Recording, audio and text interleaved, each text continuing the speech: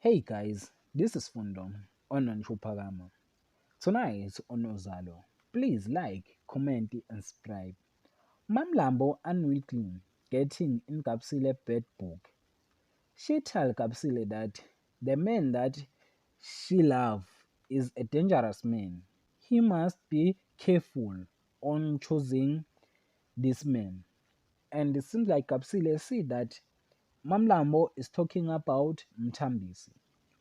While Mkonto is knocked for a 6 when he learns that Nosipho is expecting another man child, when Mkonto facing with Konzi, and Konzi tell Mkonto that he don't want to pay Lobola for Nosipho for this reason to carry another man child. And it seems like Mkonto become disappointed when he knows that Nosipo is pregnant.